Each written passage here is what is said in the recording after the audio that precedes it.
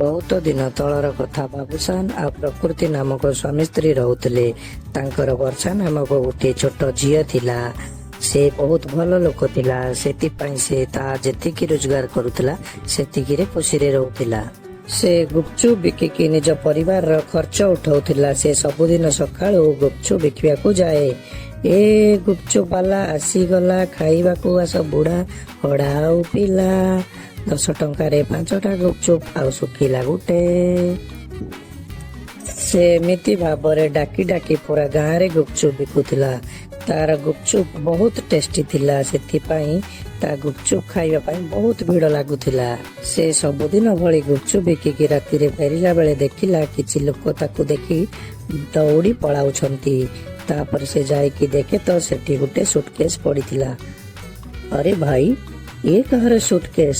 ବୋଧେ କିଏ ଭୁଲିକି ପଳେଇଛି। ମୁଁ ଆକୁ ନେଇକି ଯାଏ ଆଉ ସୁଟକେସକୁ ରାଇ ଦାଦାଙ୍କୁ ଦେଇଦେବି। ସେ ୟାକୁ ୟାର ଉଚିତ ମାଲିକ ପାଖରେ ପହଞ୍ଚାଇ ଦେବେ। ଏମିତି ଭାବିକି ସେ ସୁଟକେସକୁ ନିଜ ସହ ଘରକୁ ନେଇଗଲା। ପ୍ରକୃତି ତା ସ୍ୱାମୀ ହାତରେ ସୁଟକେସ ଦେଖି ପଚାରିଲା, ଆରେ ଏଇଟା କାହାର ସୁଟକେସ? ମୁଁ ଜାଣିନି, ଆସିଲା ବେଳେ ମତେ ରାସ୍ତାରେ ମିଳିଲା। କଣ ଅଛି ଏଇ ସୁଟକେସରେ? ମୁଁ ଜାଣିନି, ମୁଁ ଖୋଲିନି ୟାକୁ। ତ ମୁଁ ଟିକେ ଦେଖେ ଏଥିରେ କଣ ଅଛି। ଆରେ ଆରେ ଆସ, ଶୁଣ, ଦେଖିବ, ଆସ, ଏଥିରେ କଣ ଅଛି। ହଁ, କଣ ଅଛି? ଦେଖିଲେ ତମେ, ଏଥିରେ କେତେ ସୁନା ଆଉ କେତେ ହୀରା ଅଛି। ଆମକୁ ଆଉ କାମ କରିବାକୁ ପଡିବନି। ପ୍ରକୃତି, ଏଇ ସୁଟକେସ ଆମର ନୁହଁ, ବୋଧେ କାହାର ହଜି ଯାଇଛି। ମୁଁ କାଲି ରାଇ ଦାଦାଙ୍କୁ ଦେଇଦେବି, ଯେମିତିକି ସେ ତାର ଉଚିତ ମାଲିକ ପାଖରେ ଆକୁ ପହଞ୍ଚାଇ ଦେବେ। ତା ମାନେ ତମେ କଣ ଆକୁ ରାଇ ଦାଦାକୁ ଦେଇଦବ? ହଁ। ନା, ମୁଁ ଏମିତି କଦାପି ହେବାକୁ ଦେବିନି। କାରଣ ଏଇଟା ଆମେ ପାଇଛେ, ଆମେ ରଖିବା। ଆମକୁ କାମ କିଛି କରିବାକୁ ପଡିବନି, ଖାଲି ଏନ୍ଜୟ। ବାବୁସାନ ତା ସ୍ତ୍ରୀ ପ୍ରକୃତିକୁ ବହୁତ ଭଲ ପାଉଥିଲା। ସେଥିପାଇଁ ସେ ତା ମନରେ ଦୁଃଖ ନ ଦବା ପାଇଁ ସେ ତା କଥାରେ ରାଜି ହେଇଗଲା। ଆଉ ଭାବିଲା, ମୁଁ ସିନା ସେ ସୁନା ଗହଣା ନେଲେ ମୋର ଭୁଲ ହବ, କିନ୍ତୁ ଯଦି ମୋ ସ୍ତ୍ରୀ ସୁନା ଗହଣା ନବ ସେଥିରେ ବା ମୋର କଣ ଭୁଲ? ଶୁଣ, ମତେ ଅନ୍ୟ ଅର୍ଜିତ ଧନ ସମ୍ପତ୍ତି ଖର୍ଚ୍ଚ କରିବାକୁ ଭଲ ଲାଗେନି। ତମକୁ ଯାହା ଠିକ ଲାଗୁଛି ତମେ ତାହା କର, କିନ୍ତୁ ମୁଁ ମୋର ଗୁପଚୁପ ବିକିବା ବନ୍ଦ କରିବିନି। ଏମିତି କହିକି ବାବୁସାନ ଚାଲିଗଲା।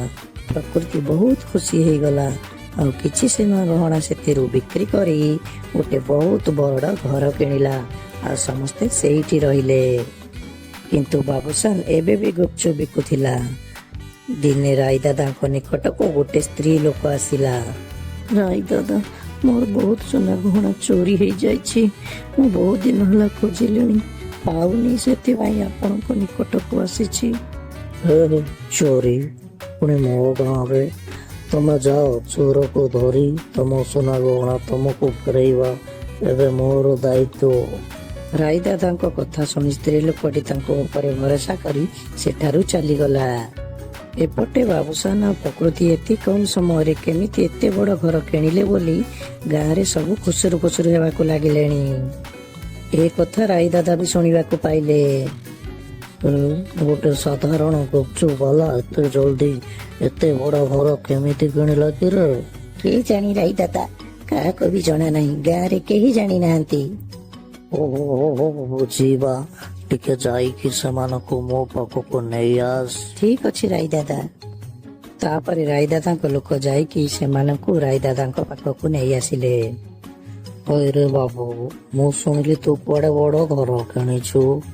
ମୁଁ ଜାଣିଛି ତୋ ଇନକମ କେତେ। ତୁ ଏତେ ବଡ଼ ଘର ଏତେ ଜଲ୍ଦି କେମିତି କିଣିଲୁ, ଟିକେ ଆମକୁ ବି କହ। ତାହେଲେ ରାଇ ଦାଦା ଏଥିପାଇଁ ଡାକିଛନ୍ତି, ମତେ ହିଁ କିଛି କରିବାକୁ ପଡିବ, ନହେଲେ ମୋ ସ୍ୱାମୀ ସବୁ ସତ କଥା କହିଦେବେ। ରାଇ ଦାଦା, ମୋ ସ୍ୱାମୀଙ୍କ ପଇସା ଆମେ ରଖି ରଖି ଘରଟା କିଣିଛୁ। ହଁ କି, ଶୁଣ ବେ, ତୁ ଘର କିଣି ପାରିବୁନି ବୋଲି ମୁଁ କହୁନି, କିନ୍ତୁ ଏତେ ବଡ଼ ଘର ପୁଣି ଏତେ କମ ରୋଜଗାରରେ ଏଟା କଣ ସମ୍ଭବ? ହଉ ଠିକ ଅଛି, ତୁ ଯଦି କହୁଛୁ ତାହେଲେ ମୁଁ ଗାଁ ସରପଞ୍ଚ ହିସାବରେ ମତେ ପୋଲିସ ଡାକିବାକୁ ପଡିବ ଯେ ଏମିତି କେମିତି ହେଲା। ସେ ଏଇ ସବୁ ସତ ବାହାର କରିବେ। ପୋଲିସ ନା ଶୁଣି ବାବୁସାନ ଡରିଗଲା ଆଉ ସବୁ ସତ କଥା କହିଦେଲା। କାରଣ ବାବୁସାନ ବହୁତ ଭଲ ଲୋକ ଥିଲା। ତାପରେ ସେ ଗହଣା ସୁଟକେସ୍ ଆଣି ସେ ସ୍ତ୍ରୀ ଲୋକଙ୍କୁ ଦେଇଦେଲା। କ୍ଷମା କର ରାଇ ଦାଦା, ମୋ ସ୍ତ୍ରୀ କଥାରେ ପଡି ମୁଁ ଏଇ ଭୁଲ କରିଦେଇଛି। ଆରେ ବାବୁ, ତୁ ସତ କହିଲୁ, ଆଉ ଲୋଭରେ ଏମିତି କରିଦେଇଛୁ। ସେଥିପାଇଁ ଏଇ ଥରକ ମୁଁ ତତେ ଛାଡି ଦେଇଛି। କିନ୍ତୁ ଗୋଟେ କଥା ମନେ ରଖ, ଭୁଲ ନ କରିବା ଯେତିକି ଜରୁରୀ, ସେତିକି ଜରୁରୀ ହଉଛି ଭୁଲ କରୁଥିବା ଲୋକକୁ ଅଟକାଇବା। ଏମିତି ଭୁଲ ଆଉ କେବେ କରିବୁନି। ଆଉ ସେତିକି ବି ଜରୁରୀ ଆମ ଚ୍ୟାନେଲକୁ ସବସ୍କ୍ରାଇବ କରିବା, ନହେଲେ ଏମିତି ଭିଡିଓ କେମିତି ଦେଖିବ ଭାଇ।